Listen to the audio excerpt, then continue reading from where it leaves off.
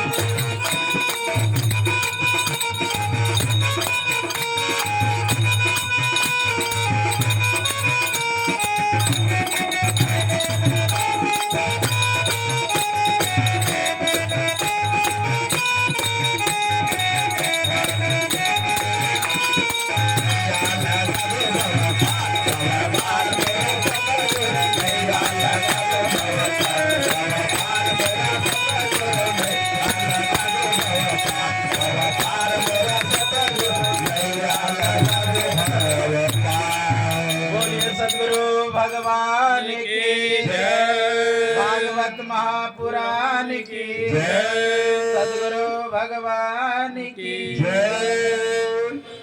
तो भगवान राम को जब चरण धो रहे थे, जब उठाए भगवान को, तो भगवान हिलने लगे, डगमगाने लगे। और ज्यों ही डगमगाने लगे, जितने ब्रह्मांड में देवी देवता थे सब परेशान, क्योंकि एक एक रोए में भगवान के कोटि कोटि ब्रह्मांड है। लेकिन थोड़ा सा अब विचार करिए, जब भगवान ही हिलने लगे तो ब्रह्मांड का क्या हाल होगा। सब ब्रह्मांड हिलने लगे। बहुत सब डिलीट कीजिए पुराना सब। जब ब्रह्मांड हिलने लगा सभी, तो सभी देवता परेशान भाग करके भगवान के पास आए कि भगवान ये क्या हो रहा है। भर गया। तो कह रहे क्या हो रहा है, ये पूरा सृष्टि हिल रहा है, मैं तो परेशान हूं, दुखी हूं। तो कहता यदि सुखी होना चाहते हो ना तो भक्तों का चरण पकड़ो। अहम भक्त पराधीन हो, मैं तो भक्तों के पराधीन हूं। अगर सुखी होना चाहते हो, शांत होना चाहते, कहे कबीर सकल जग दुखिया संत सुखी मन जीती हो, यानी भक्तों का चरण पकड़ो। सभी देवता केवट का चरण पकड़ रहे हैं, केवट का चरण पकड़ रहे हैं कि कम से कम भगवान को उतारिए, नहीं तो पूरा सृष्टि प्रलय हो जाएगा। तब केवट सोचता है, अब आया उस पहाड़ के नीचे। मैं कह रहा था भगवान को कि मेरे यदि आप परेशानी में है तो दोनों हाथ मेरे सर पर रख दीजिए, तो रखने के लिए तैयार नहीं हुए। मेरे मन में भी हुआ कि उंगली को टेढ़ी करना पड़ेगा, तब मेरे सर पे हाथ रखे। तो भगवान को फिर रखे नाव पर, नाव पर रखते हैं। नाव को जब खेवने लगते हैं, कभी उस बगल लगाने के कगार पे होते हैं, तो कभी फिर उधर से इधर कर लेते हैं। इस किनारे पर भी ना लगा के फिर उस किनारे जा, बीच में इधर से उधर कर रहे हैं। लक्ष्मण गुस्सा रहे, भैया कहिए इसको जल्दी पार करने, नहीं तो अभी इसको सीधा कर देंगे, बहुत टेढ़ा है। लेकिन भगवान राम समझाते हैं कि नहीं, इसी के हाथ में नहीं आई जैसे कर। अरे केवट जल्दी पार कर दो। कहा कि प्रभु थक गए, मुझे संसार में कितने बार इधर से उधर किए होंगे, 2 ही बार में थक गए। अब भगवान परेशान, अंतिम में केवट पार कर दिया। आप लोग सुने होंगे, कभी कभी भगवान को भक्तों से काम पड़े, कभी कभी भगवान को भक्तों से काम पड़े, कभी कभी भगवान को भक्तों से काम पड़े, कभी कभी भगवान को भक्तों से काम पड़े। अवध छोड़ प्रभुवन को धाये, राम लखन गंगा घट आए। केवट कहते सुनो हमारी, चरण धोल अमृत पाए। कभी कभी भगवान को भक्तों से काम करे, कभी कभी भगवान को भक्तों से काम करे। कभी कभी भगवान को भक्तों से काम पड़ता है।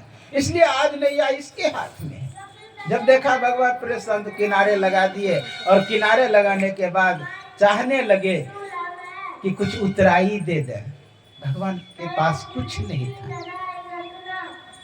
अपना वेश वनवासी का था, कुछ नहीं हाथ में। लेकिन मैया के पास थी क्या, मुद्रिका, अंगूठी। इसीलिए माता लोग पहनती है कि वक्त पर काम दे सके। पहले भी ऐसा सिस्टम था, मैं देखा हूँ गांव में कि विशेष इमरजेंसी पर गया तो गहना जो माता लोग उसे बनकी रखते थे, हाँ, दूसरे के पास उससे पैसा लेते, उसे रख करके। तो यहाँ पर माँ करे कि ये मुद्रिका दे दीजिए केवट को। केवट को देने, केवट कहते हैं कि नहीं प्रभु, वो भी कोई पिता होंगे जो इसे पहना करके विदाई किया। मैं कैसा अभागा हूँ कि इसका पहनावा उतारूं? नहीं प्रभु, मुझे नहीं चाहिए। मल्लाह किया मल्लाहों से मल्लाही लेते हैं प्रभु, मजदूर किया मजदूरों से मजदूरी लेते हैं प्रभु। मैंने तुझको पार किया, अब मोहे पार करो। कभी कभी भगवान को भक्तों से काम करे। प्रभु मजदूर क्या मजदूरों से मजदूरी लेते हैं? कहा नहीं, पहले समय की बात है, अभी नहीं, अभी तो लेते हैं, कोई बात नहीं। मल्लाह क्या मल्लाहों से मल्लाही लेते हैं। एक मल्लाह जो नाविक होता है, पार करने वाला होता है, क्या दूसरे मल्लाह से लेता है मल्लाह यानी पैसा? कहा नहीं। कहा उसी तरह मैं भी पार करने वाला हूं और आप भी पार करने वाले हैं। मैं इस नदी को पार, आप उस नदी को पार करेंगे। तेसा महम समुद्धार्थ मृत्यु संसार सागरा भवामी नचिरात पार्थ मैया वेसी चेतसम मय्ये व मन आधस्व मयि बुद्धि निवेशया निवेश्य मय्ये व अतुर्दम न संशया। का जो भगवान पर समर्पित हो जाता है उसका एक गुण है कि उसे मैं संसार सागर से पार कर देता हूं। केवल भगवान के एक नाम से समुद्र को पार कर गए हनुमान। प्रभु मुद्रिका लेहु मुख माही जलधि लांग गए अचरज नाही। किसी ने कहा कि हनुमान तो हनुमान ठहरा, बंदर तो बंदर ठहरा, कहीं अंगूठी मुख में रखने का है? किसी ने कहा नहीं नहीं, अंगूठी तो मुख में रखने योग्य नहीं है, लेकिन उसमें जो राम नाम अंकित है वह मुख में ही रखने योग्य है। राम नाम मणि दीप धरु जी देरी गार तुलसी बाहर भीतरु जो चरसी उजियार। इसलिए नाम में इतनी शक्ति है कि पार हो जाता है, इतना सामर्थ्य है। इसलिए प्रभु मुझे भी पार कर देना। मैं दर्शाना चाह रहा था कि चरण का कितना महत्व है। तो भगवान कृष्ण को जब वसुदेव लेकर के, कल आप जन्मोत्सव मनाए, लेकर के जब जा रहे हैं, जब यमुना में प्रवेश किए हैं, यमुना अनेक भावों से भावित हो जाती है। वो सोचती है यही चरण है जिसे छूने के लिए ऋषि मुनि ललायित रहते हैं। आज मुझे सुलभ से प्राप्त हो रहा है, इसलिए चरण छुए बिना मैं इसे जाने नहीं। बढ़ जाती है, कभी फिर जोर से घट जाती है कि कहीं अधिक पानी देख करके कन्हैया का मन खेलने का ना हो जाए, इसलिए कभी घट जाती है। कभी सोचती है कहीं राम जैसे रोष ना आ जाए। जब समुद्र नहीं दे रहे थे रास्ते, उस समय धनुष उठा लिए थे। कभी जब उठा ले धनुष तो मैं परेशान हो जाऊंगा, मेरा कहीं जगह नहीं मिलेगा, इसलिए घट जाती है, घट जाती है सब पानी, और कभी बढ़ जाता है। और जानते हैं वर्षा पड़ रही है, ऊपर से नागराज शेष नाग कहा अभी मुझे सेवा करने का मौका। इस बार बड़े भाई बन के जन्म लिया हूं तो क्या है, सेवा ही करना तो मेरा धर्म है। शेष समझते हैं। आप लोग जानते हैं बलराम कौन है? शेष अवतार है। बड़े भाई आज बने हुए हैं, लेकिन फिर भी कहते बड़ा है तो क्या हुआ, मेरा तो सेवा करना धर्म है। पीछे शेष नाग बन करके ढक लिए भगवान को, कहीं कष्ट ना हो। और धीरे धीरे बढ़ रहे वसुदेव नदी में। अब कमर भर पानी, छाती भर पानी, कभी मुंह भर हो जाता, फिर घट जाता है, फिर बढ़ जाता है। कन्हैया समझ गए कि मेरा चरण छूने के लिए यमुना ललायित है। एक नाम यमुना का कालंदी, चरण छूने के लिए ललायित है, क्योंकि चरण का उतना महत्व ही है। बंदो गुरुपद पदुम परागा सुरुचि सुवास सरस अनुरागा। संत भगवंत के चरण में अंतर नहीं है। देखिए क्या कह रहे, बंदो पदुम परागा, सुरुचि अच्छा रुचि देने वाला, सुवास अच्छा वास, सरस सुवासा, सब गुण उस चरण में है। इसलिए चरण छूने के लिए यमुना ललायित है। अंतिम में भगवान को चरण नीचे करना पड़े। चरण ज्यों ही छुए यमुना पूरी तरह घट गई और वसुदेव पार हो गए। वसुदेव जब पार हो जाते हैं तो गोकुल पहुंचते हैं। गोकुल में वहां जो नंद रानी को पुत्र, उसे पता ही नहीं चला था, क्योंकि देव माया सब काम कर रही थी। उसे पता ही नहीं चला था कि पुत्र हुआ है पुत्री। बस पुत्री जो था उसे उठा करके और भगवान कृष्ण को रख करके वहां से लौट जाते। जो ही लौट करके मथुरा आते हैं, जो ही प्रवेश करते हैं, प्रथम गेट लग जाता है, उसमें ताला जकरे चले जाते हैं। जो द्वारपाल था वो उठ करके खड़े हो जाते हैं, जो अचेत रूप में पड़ा हुआ था। फिर दूसरे द्वार पर जाते हैं, वहां का भी अंदर घुसने के बाद ताला लग जाता है, द्वारपाल सचेत हो जाते हैं। तीसरे गेट पे, चौथे गेट पे इन कैन प्रकार जब अंदर घुसते हैं तो सभी द्वारपाल सचेत हो जाते हैं, और सचेत होने के बाद रोने की सुनाई देने लगे। उधर क्या होता है, रात भर कंस को नींद नहीं, क्योंकि उसे पता था कि 8वां गर्भ जन्म लेने वाला है। और नारद बाबा से सुन लिया था, नारद बाबा ने कहा था कि कैसे होंगे वह। तो नारद बाबा बोले थे, काले काले मुरली वाले। तो वो दाल में भी रात में भोजन करे तो काला नजर आवे, भागे उठ करके, भोजन छोड़ करके भागे कि कहीं यही तो नहीं है। अब कहीं काला दीवार में भी दिखाई दे, मक्खी दिखाई दे, उसे देख करके भागे, उसे कृष्ण ही नजर आवे उसमें।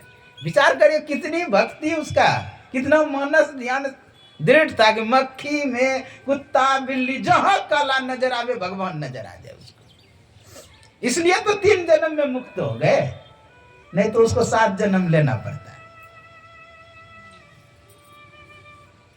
इतना प्रेम, द्रोह से ही, गुस्सा से ही या दुश्मनी करके ही भगवान का छवि तो आ रहा है। हम लोग कितना ध्यान करते हैं, मानस ध्यान, तैयो सभी में भगवान नहीं दिखा, गुरु महाराज का मूर्ति नहीं दिखा। जबकि गुरु महाराज का कहना, जह देखो तह प्रगट मिले, तब जानो है सुनिए। जहां देखे वहां भगवान इष्ट का मूर्ति नजर आवे, भोजन खाना सब चावल में वही नजर आवे। ये स्थिति आ जाना, आएगा, करेंगे तब, हटेगा नहीं, हटाएंगे तो। रामकृष्ण परमहंस जी महाराज को क्या हुआ, हटाने के बाद नहीं हटता था। मैं पूछा था पूज्य गंगा बाबा से कि बाबा ये स्थिति आ जाए तो क्या करना चाहिए। उस समय आप कर सकते हैं, इष्ट का मूर्ति लेकर के बार बार देखते देखते देखते देखते, आंख बंद करके देखें, अगर दिखाई दे रहा, नहीं दिखाई फिर आंख खोल करके देखें। देखते देखते ऐसी स्थिति आ जाएगी कि इष्ट का मूर्ति हटेगा नहीं, क्योंकि आंख में चश्मा ही वैसा ही लग गया है। यानी हरा चश्मा देख लगाएंगे तो पूरी दुनिया हरा नजर आने लगे। जैसा चश्मा लगाएंगे वैसा, जैसी दृष्टि वैसी सृष्टि। तो इष्ट के मूर्ति को देखते देखते ऐसा हो गया कि आप जहां देखेंगे इष्ट का मूर्ति नजर आएगा। पूज्य गंगा बाबा पूछे तो गंगा बाबा बोले कि देखो कितनों हटाओगे, सूक्ष्म से सूक्ष्म करेगा तो मन में छप गया है, वैसा ही नजर आए। एक युक्ति सोच सकता है, निहारो यारो गुरु मूर्ति की ओर, और गुरु मूर्ति सुरती बीच निरखो, अर्थात दोनों आंखों के बीच में तुम देखते रहो, अपने आप चेहरा विलीन हो जाएगा उनके दोनों आंखों के बीच में। अर्थात इष्ट के दोनों आंखों के बीच में देखोगे तो अपने आप चेहरा विलीन हो जाएगा। तो ऐसा स्थिति लाने के लिए लोग बहुत प्रयत्न करते हैं। सुनी चे बो सपा के च पंडिता समदर्शिना, सभी में ब्रह्म का दर्शन करना, ये सभी की बस की बात नहीं है। भूतेषु भूतेषु विचित्य धीरा प्रत्यास्म लोकादमृता भवन्ति। संपूर्ण भूतों में उपलब्ध परमात्मा उपलब्ध, सातम सम मोहिमय जग देखा। यह स्थिति कंस का हो गया। अब भोर पे तुरंत खबर आया कि महाराज 8वां गर्भ जन्म ले लिया है। अब इतना जोर से दौड़े, कहीं गिर रहा है, बजर रहा है, दीवार में टकरा रहा है कि मेरा मौत आ गया। दौड़ करके गया और देखा ये तो लड़की है। दया थोड़ी देर आई, लेकिन उसे नारद बाबा का बात याद आ गया। हाँ, कि बोला था अष्टमो गर्भा हंता, अर्थात 8वां गर्भ तुम्हारी हत्या करेगा, आकाशवाणी ने। और नारद बाबा बोले थे कि कोई भी हो सकता है 8वां। याद आया, तुरंत खींच लिया, कहा भैया, देवकी बोलते भैया यह तो बच्ची है, आपकी भांजी है, ये क्या आपकी हत्या करे?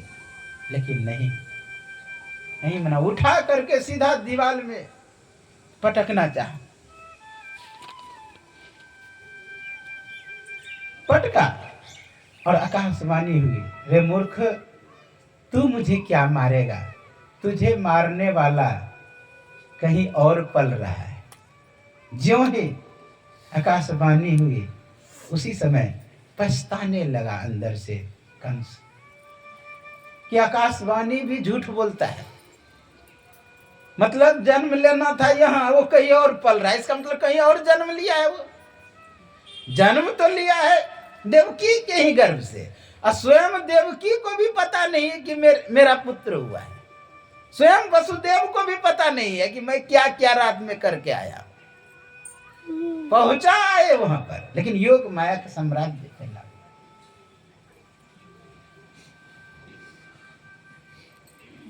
बहुत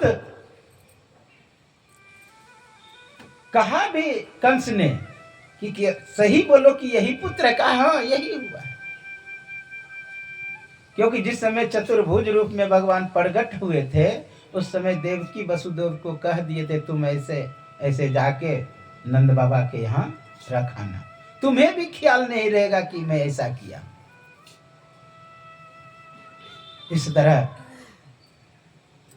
कारागृह से मुक्त कर दिया देवकी और वसुदेव को, दोनों को मुक्त कर दिया उसने। और बहुत सुंदर उपदेश भी, जानते कंस यहाँ पर उपदेश भी दिए हैं कि अपने ही कर्मों का कोई भी फल भोगता है। बहन तुम क्यों चिंता करती हो? को न कर सुख दुख कर दाता, निज कृत कर्म भोग सुनो भ्राता।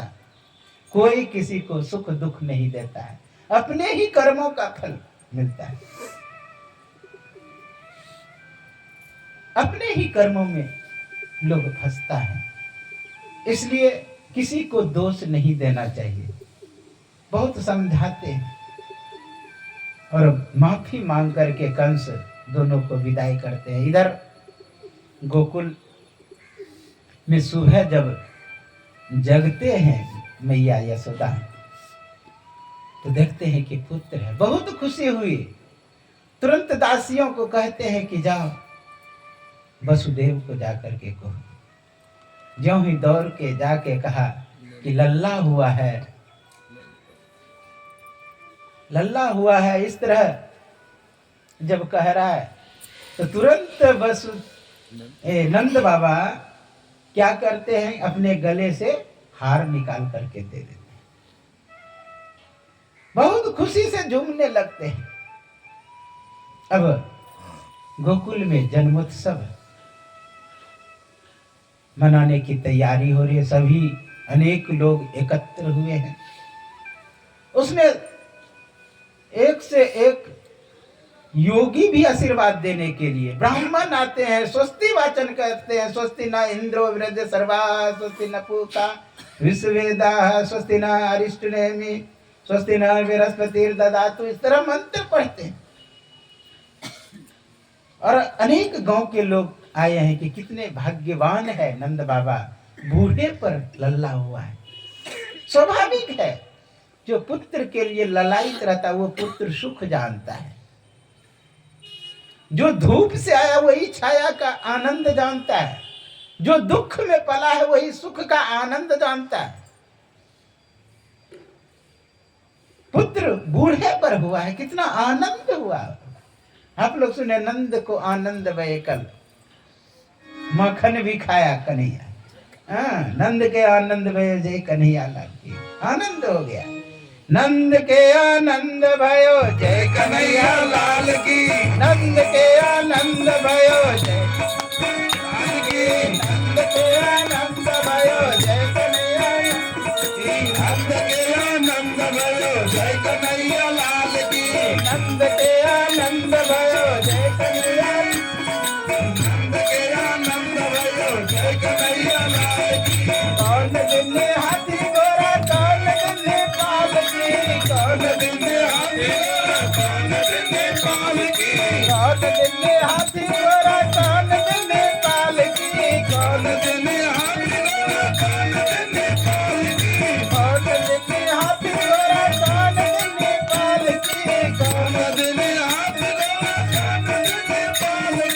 नंद के आनंद भयो जय कन्हैया लाल के।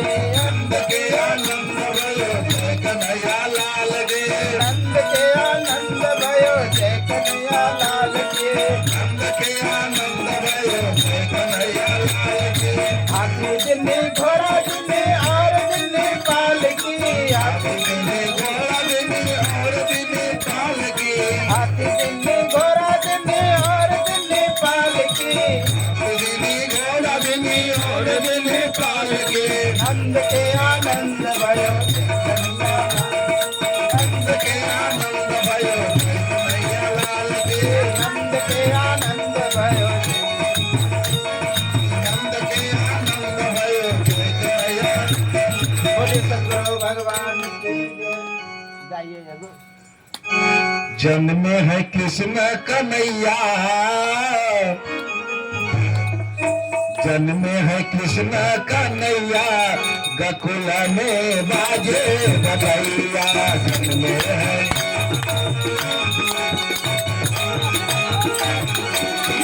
जन्म है कृष्ण कन्हैया। गोकुल में बाजे बधैया। बाजे बधैया बाजे बधैया बाजे भैया हो बाजे बधैया। बाजे बधैया हो बाजे बधैया। बाजे बधैया हो बाजे बधैया। जन्म कृष्ण कन्हैया।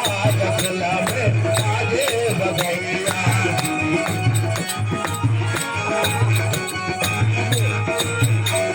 देवकी के जन्म देवकी के जन्म कन्हैया। गोकुल में बाजे बधैया। देवकी के जन्म कन्हैया। गोकुल में बाजे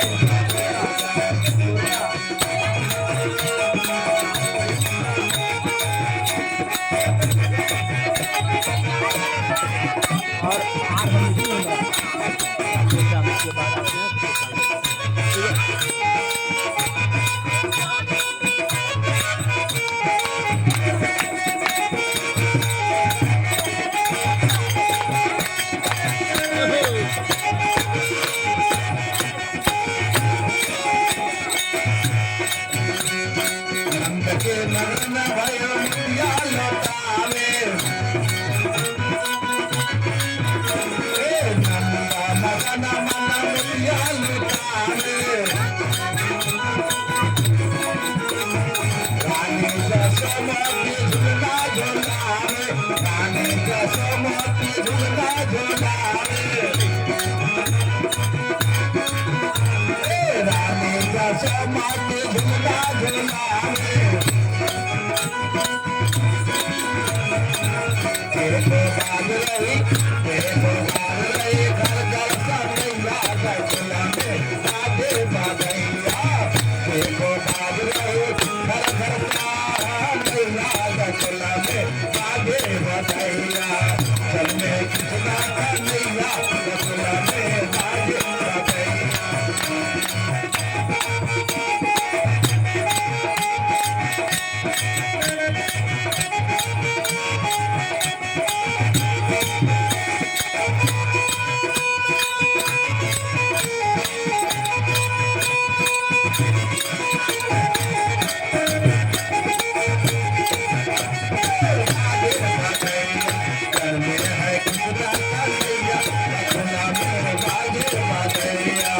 सुंदर मनहर रूप फूलोना। सुंदर मनहर रूप फूलोना। छवि है जादू टोना। छवि है जादू टोना। एक बदलाव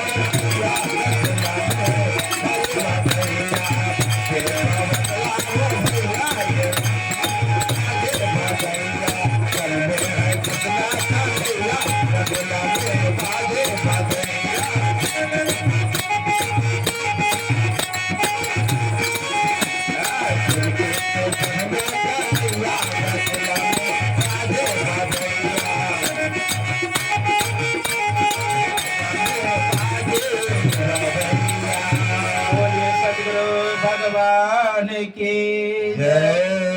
भागवत महापुराण की जय।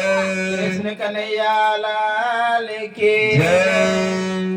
तो अभी आप लोग जन्मोत्सव में अर्थात गोकुल में जो जन्मोत्सव है नंद बाबा के यहाँ उसको श्रवण कर रहे हैं। जब गोकुल में जन्मोत्सव हो रहा था अनेक गांव के लोग एकत्र थे और जानते हैं गांव के लोग सब कौन थे? सब ऋषि मुनि थे। साफ लिखा हुआ है भागवत में कौन गोपियां कौन सी ऋषि बने हुए थे।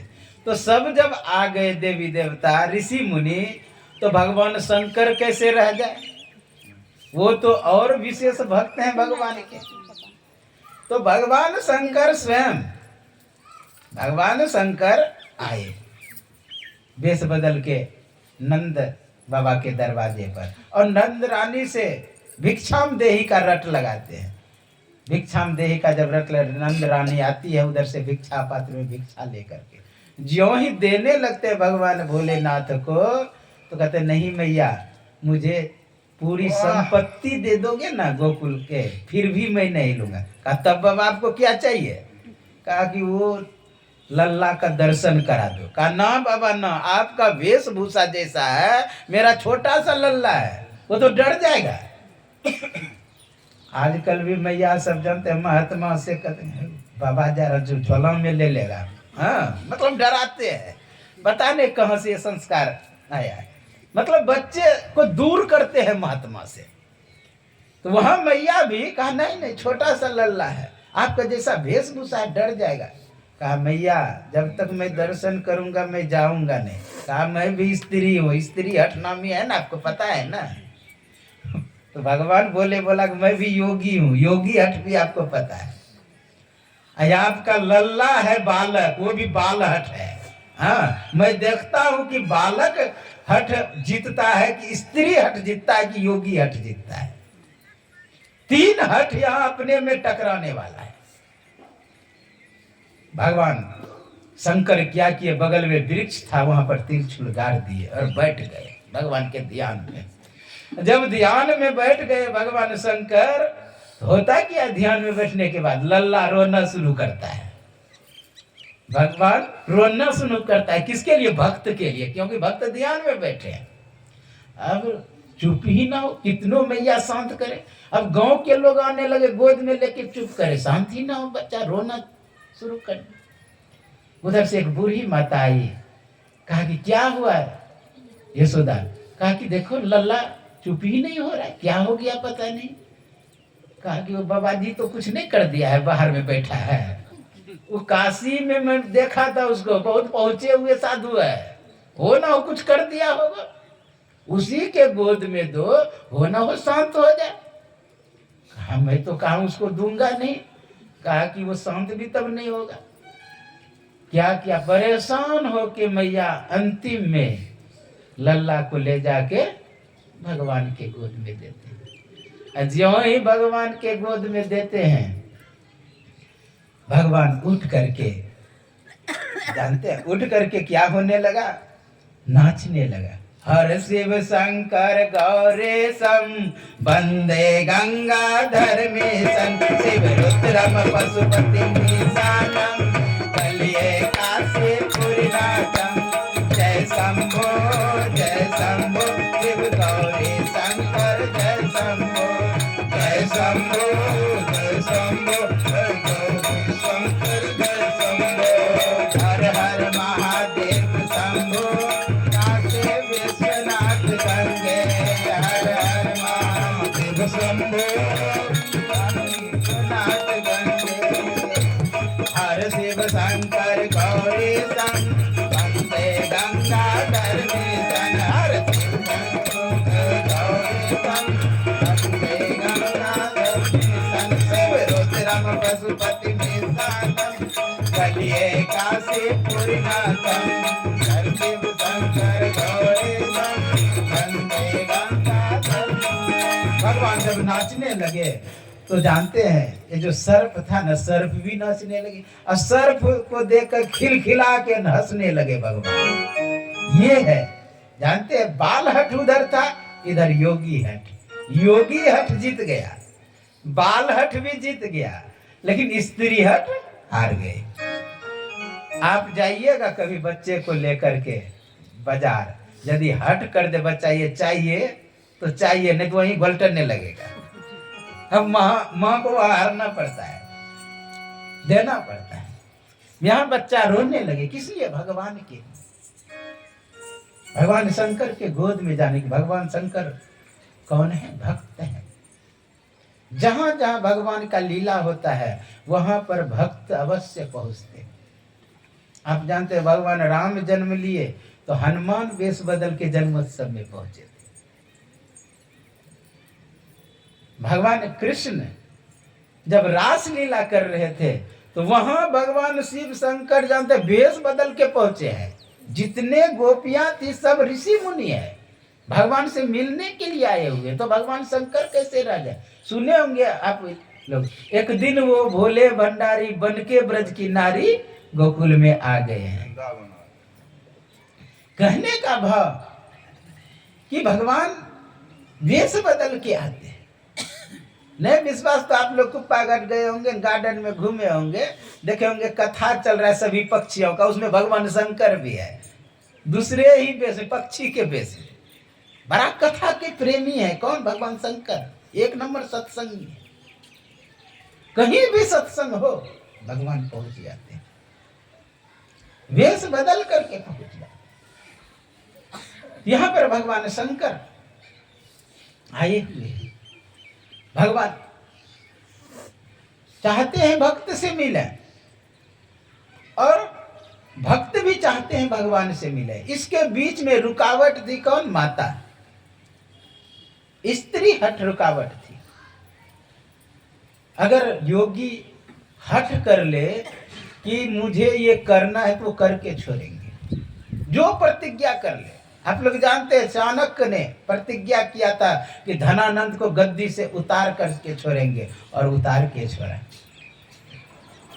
कुछ दिन पहले मैं उदाहरण देता हूँ, 2014 से पहले आप लोग जानते हैं रामदेव बाबा एक रामलीला मैदान में अनशन किया। तो उस समय सरकार उस पर लाठी चार्ज करने के लिए रात में कुछ प्रयास किया। तो आप लोग सुने होंगे कि वेश बदल के भागना पड़ा था रामदेव बाबा को। उसी समय प्रतिज्ञा किया था जब तक गद्दी से उतार नहीं दूंगा हरिद्वार आश्रम नहीं जाऊंगा, और उस समय सरकार बदली। कहने का भाव योगी हठ नामी है। योगी हठ के सामने बाल हठ भी हार गया, स्त्री हठ भी हार गया। भगवान से मिलने के लिए भक्त को कौन रोक सकता है? अगर रोकेंगे भगवान से मिलने के लिए तो भगवान को स्वयं सहन नहीं होगा।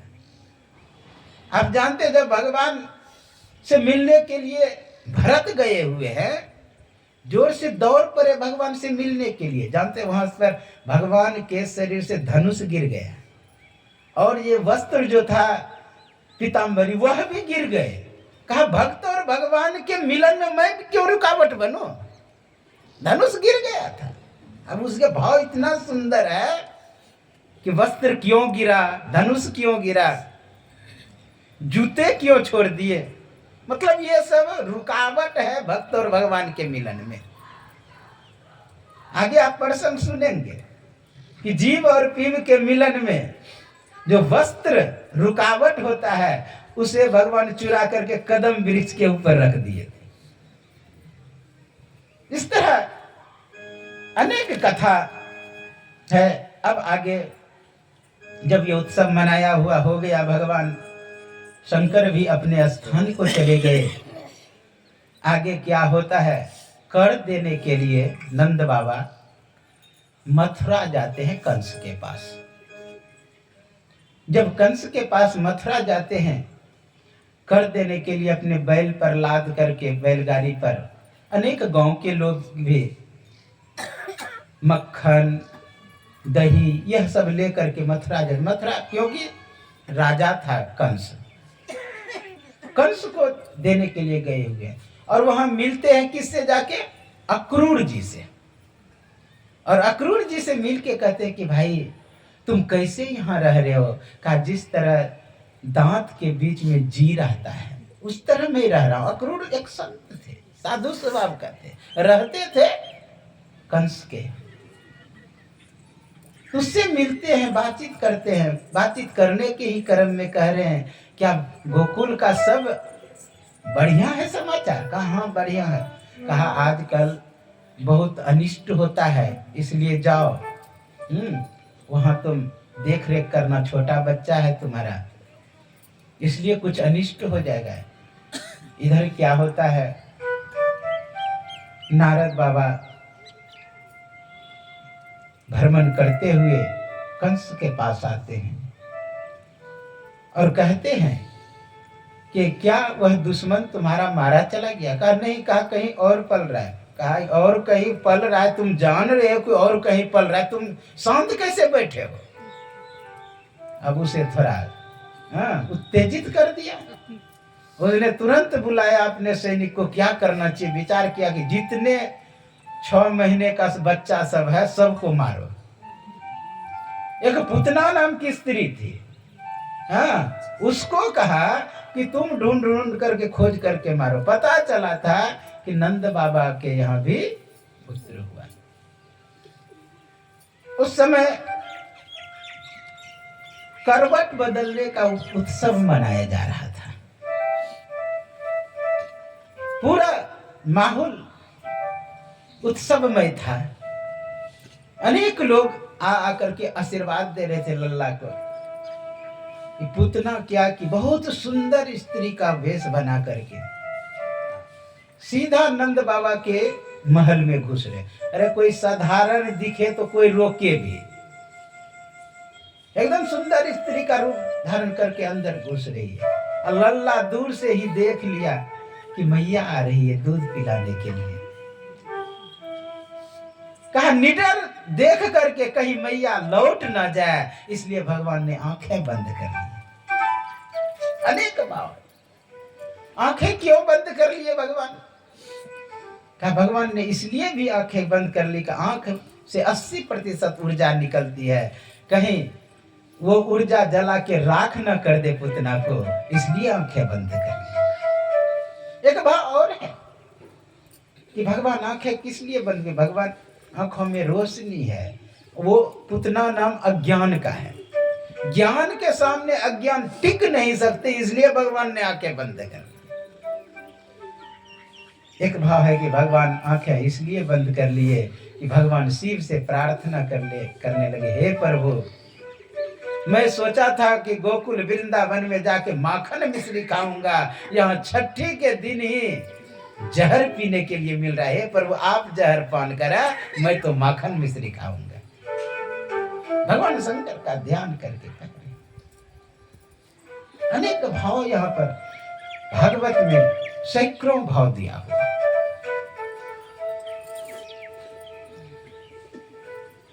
भगवान आंखें बंद कर लिए, उधर से तब तक वे पहुंच जाती है पुतना। पुतना कौन? पुतना जब आई तो गोद में उठा ली, गोद में उठा करके अपना दूध पिलाने लगी तो मैं पीने लगे वो। और जब पीने लगे ना, अब पीते ही रह गए। अब जानते धीरे धीरे खून खींचने लगते हैं। कारे लल्ला छोड़ छोड़ का, मैया जिसको मैं छोड़ता उसको पकड़ता, उसको छोड़ता ही नहीं हो। अब भाग करके बाहर गई, विकराल रूप धारण कर आकाश में उड़ गई। अब सब लोग भाग करके आई कि ये क्या हुआ, सब पीछे पीछे दौड़ रहे। अब वो आकाश में उड़ते जा रहे। बहुत दूर जाकर के मैया नीचे गिरी, अर्थात पुतना नीचे गिरी। एक पहाड़ के समान शरीर था उसका, कहते कई कोस का एक वृक्ष गिर पड़ा। वो वृक्ष का नाम है कैद का वृक्ष।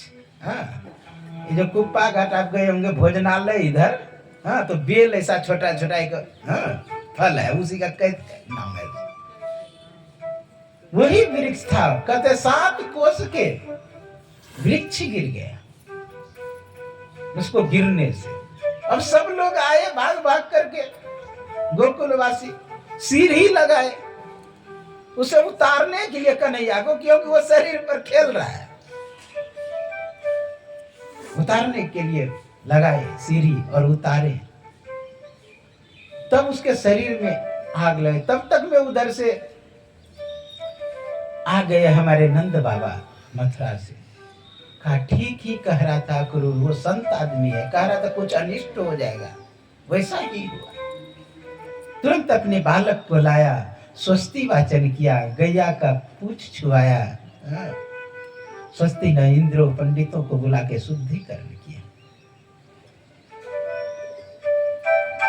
यहाँ पर सुखदेव आचार्य से प्रश्न करते हैं राजा परीक्षित, हे भगवान ये पुतना कौन थी? क्यों ऐसा भाव आया कि भगवान को दूध पिलाऊं? कहा सुनो, पूर्व जन्म में ये बलि की बहन थी। जब भगवान 52 रूप में आए, कल सुन रहे थे कथा, 52 रूप में जब आए, उस झांकी को देख करके, बहुत सुंदर रूप था, छोटा था 52 रूप,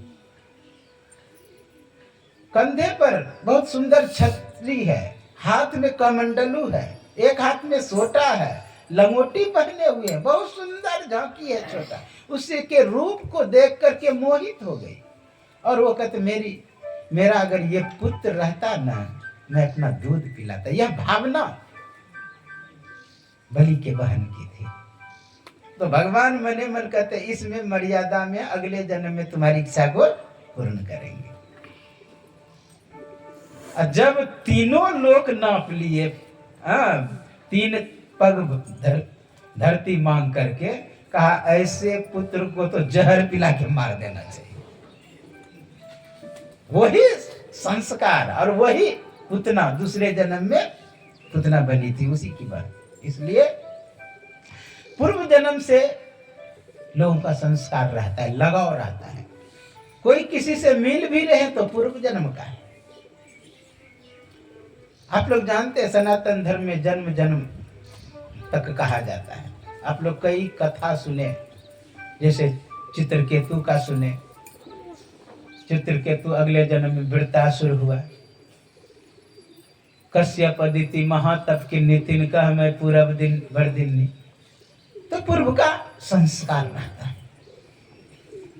इस तरह आगे साक्टा भंजन का प्रसंग आता है। एक दिन की बात है, मैया कन्हैया को दूध पिला करके एक जगह छकरे के नीचे रख दिए।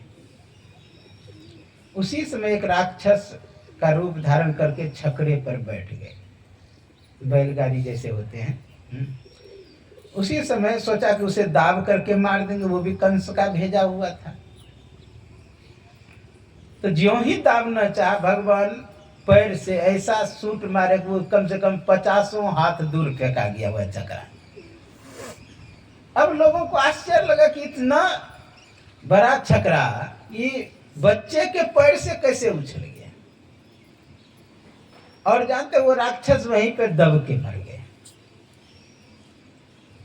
देखिए भगवान को तो पैर है आज, अब किसी समय पैर नहीं था तो सब काम कर सकते थे। आप लोग सुने होंगे, बिनु पद चलई सुनई बिनु काना, बिनु पद चलई सुनई बिनु काना, बिनु पद चलई सुनई बिनु काना, पद चलई सुनई बिनु काना, कर बिनु करम करई विदनाना, कर बिनु करई करई विदनाना। राम सिया राम जय जय राम, राम सिया राम जय जय राम, राम सिया राम जय जय राम, राम सिया राम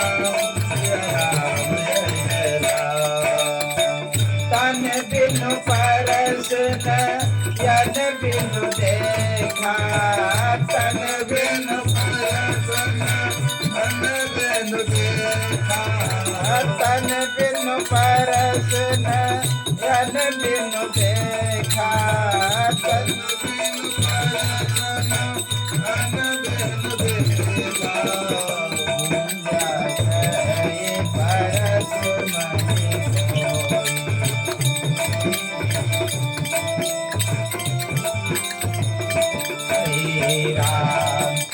राम सिया राम जय जय राम राम सिया राम जय जय राम मंगल भवनया मंगल हारे मंगल भवनय मंगल हारे मंगल भवनया मंगल हारे मंगल भवनय मंगल हारे प्रभु दशरथ अजिर बिहारे प्रभु दशरथ अजिर बिहारे राम सिया राम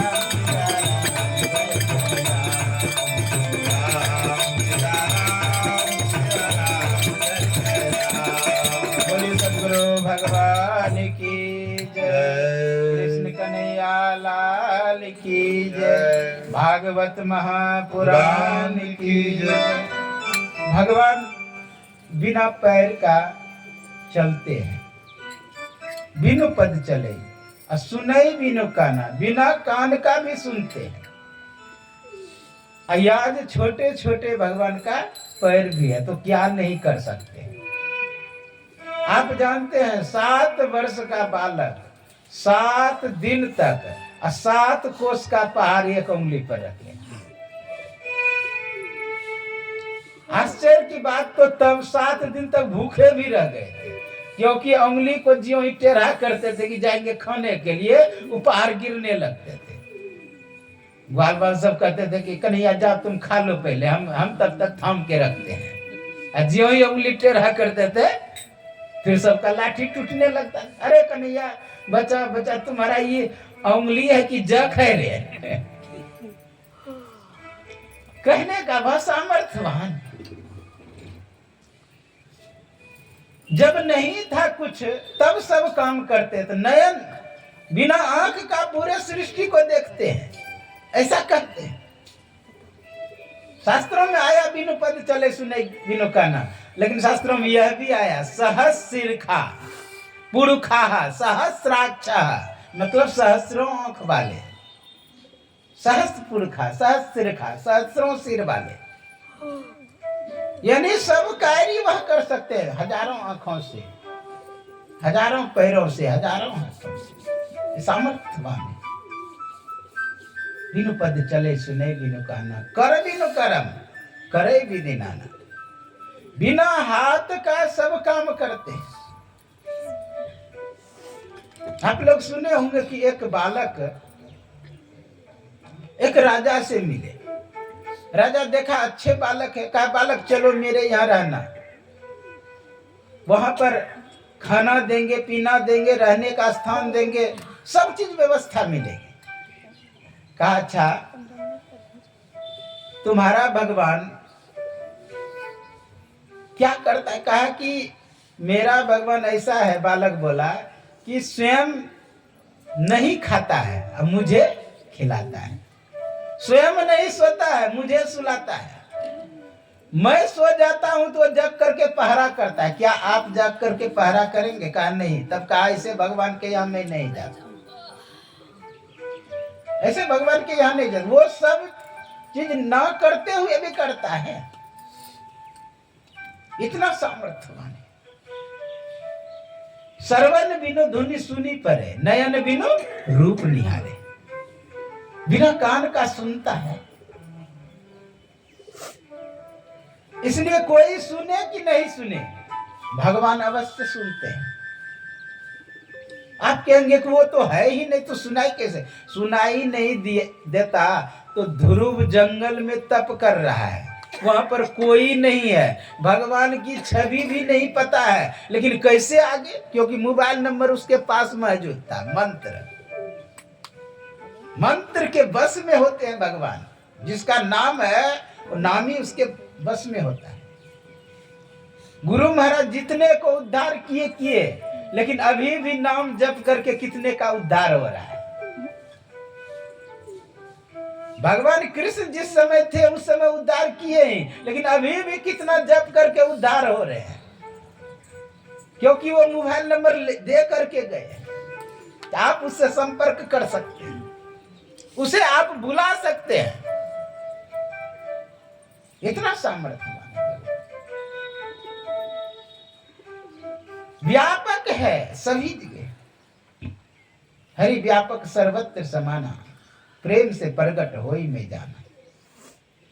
आप प्रेम तो गुरुदेव से करें, जिस रूप में आप उसको भज रहे हैं ना, पूरे शक्ति पूरी ऊर्जा उसी रूप में संगठित हो जाता है। आप ही के शक्ति के द्वारा संघनन हो जाता है और उस रूप में बन जाता है।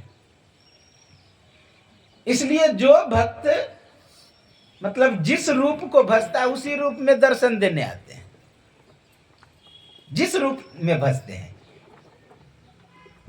क्योंकि पूरी सृष्टि की जो ऊर्जा वो संग्रहित हो जाता है। वो व्यापक हो गया लेकिन संग्रहित हो जाता। इसलिए भगवान का हम लोगों को भजन करना चाहिए। वह जो व्यापक सत्ता है उसको भजन करने के लिए गुरु महाराज युक्ति दिए हैं, भेद दिए हैं। आप लोग सुने होंगे, यही विधि जैबै भव पार, मोर गुरु भेद दिए। कैसे जाना होगा, किस तंत्र व्यवस्था से? तो बहुत सुंदर कहा, दृष्टि युगल कर लेबै सुखमनिया हो, देखबै अजब रंग रूप, मोर गुरु भेद दिए। कैसे जाना होगा उस निर्गुण निराकार परमात्मा के पास? दृष्टि युगल यानी जोड़ करके। अच्छा एक बात मैं पूछता, क्या दृष्टि को हम देखे हैं? नहीं देखे। दृष्टि युगल तो जोड़ेंगे कैसे? बिना देखे हुए वस्तु को जोड़ेंगे कैसे? वो धागा तो नहीं है, रस्सी तो नहीं है। एक दिन महर्षि संत सेवी परमहंस जी महाराज के पास में खड़ा था, कोई सत्संगी आए, कहा हुजूर लिखा हुआ है दो नैन नजर जोड़ के एक नौक बना के, दो नैन नजर जोड़ के मैं जोड़ूंगा कैसे? अरे रस्सी है जो तुम जोड़ोगे। महर्षि संत सेवी जी महाराज कहते हैं क्या कि रस्सी नहीं जोड़ोगे, जोड़ना नहीं है, करना क्या है? जो गुरु निर्दिष्ट स्थान बताए हैं देखने के लिए वहीं देखना है, वो अपने आप जुट जाएगा। जैसे किसी पटरी पर तुम खड़े हो जाओगे कभी और दूर देखोगे तो लगेगा कि दोनों पटरी मिला हुआ है। द्वादश अंगुल पर्यंते नासाग्रे विमलेम बड़े संवे दृश्य प्रसम्य आत्मा प्राण स्पंदन निरुध्यते।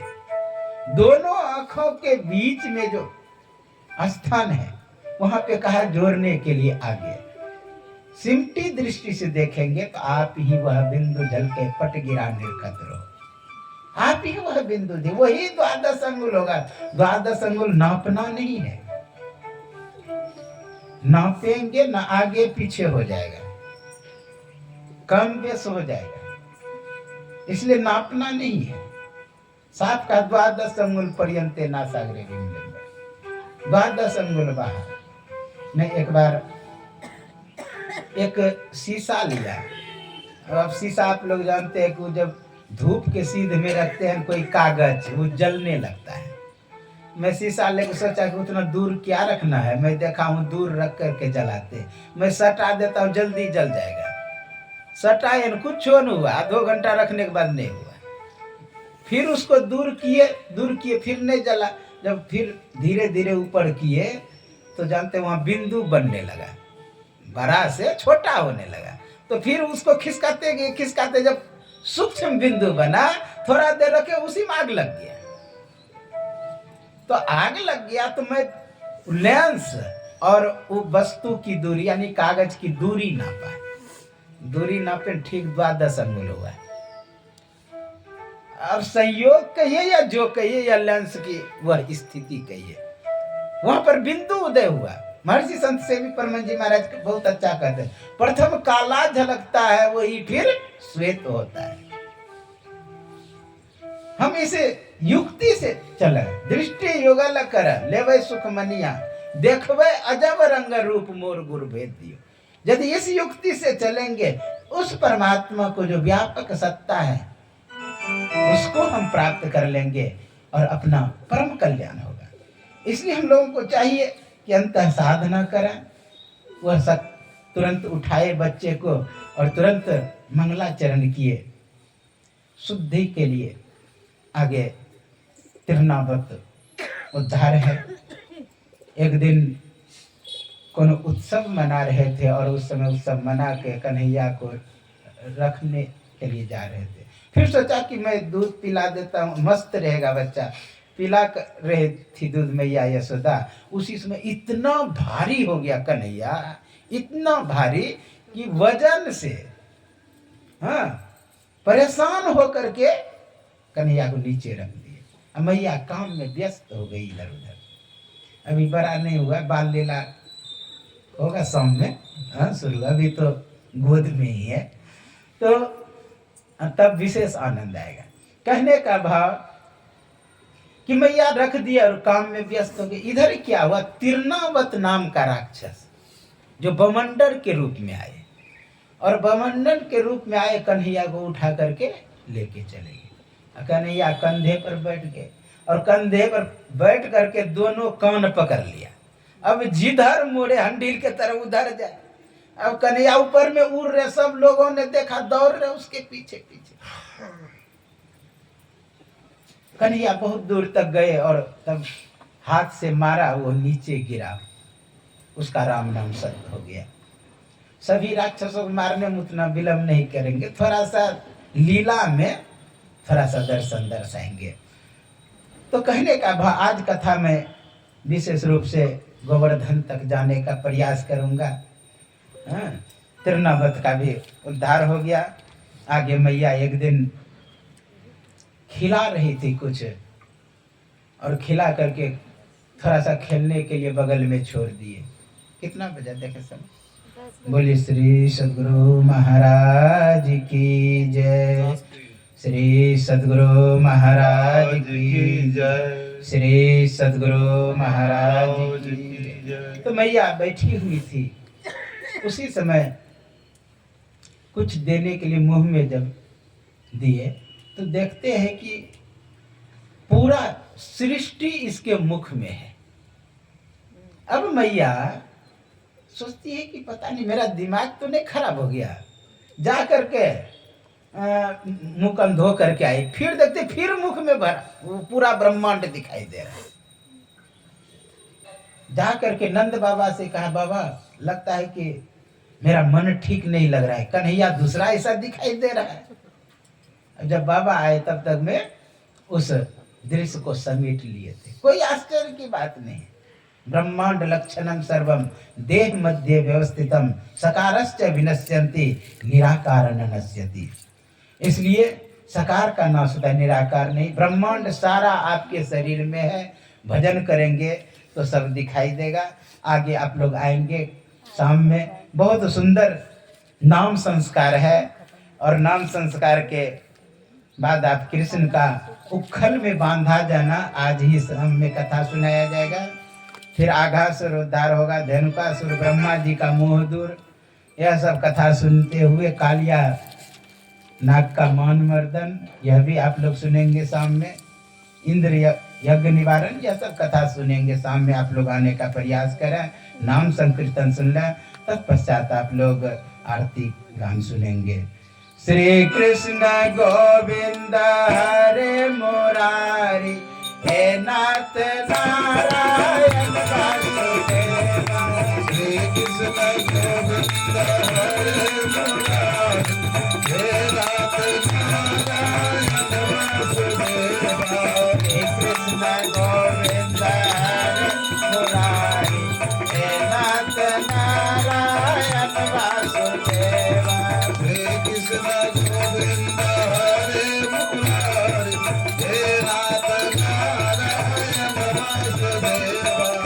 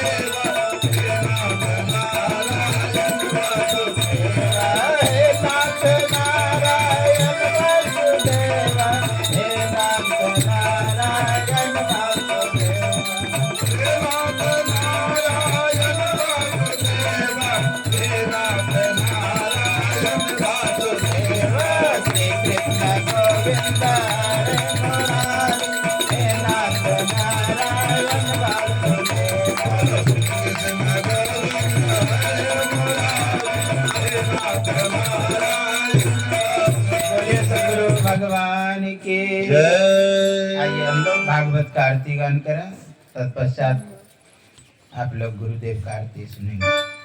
आरती अति पावन पुराण की, आरती अति पावन पुराण की, धर्म भक्ति विज्ञान गान की, धर्म भक्ति विज्ञान गान की, महापुराण भागवत निर्मल, महापुराण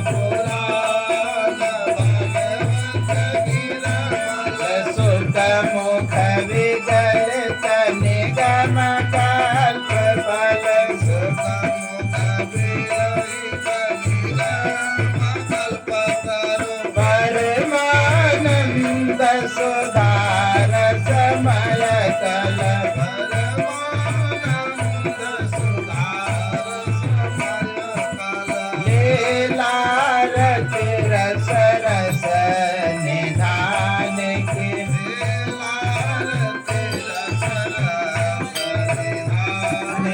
आरती अति पावन पुराण की,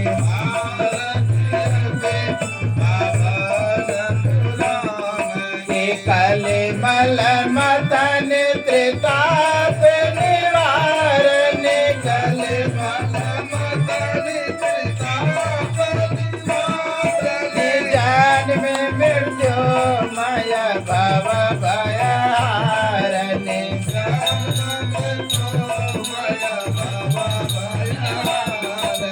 सेवक सतत सकल सुख कारण,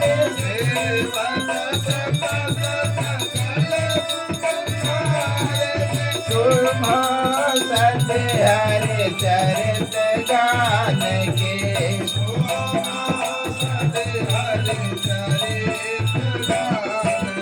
आरती अति पावन पुराण की,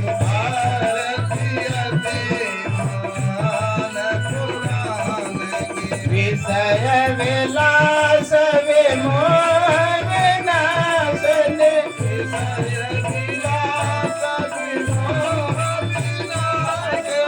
विषय विलास विमोह विनाशन,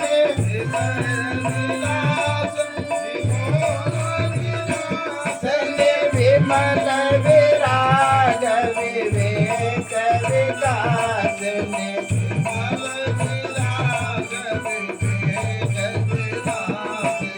भगवत तत्व रहस्य प्रकाश ने,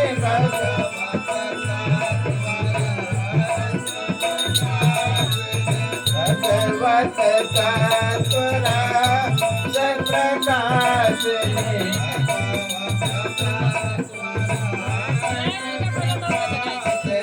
परम ज्योति परमात्म ज्ञान की,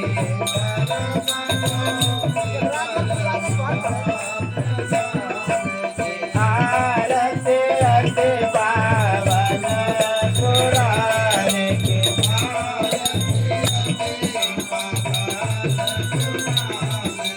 परमहंस मुनि मन उल्लास ने,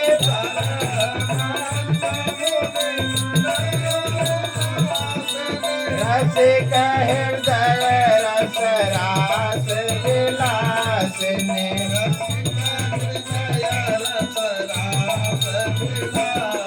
निभोक्ति मुक्ति रति प्रेम सुदास ने,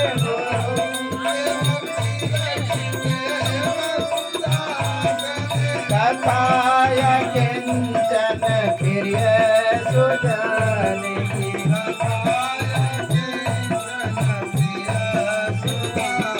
की, आरती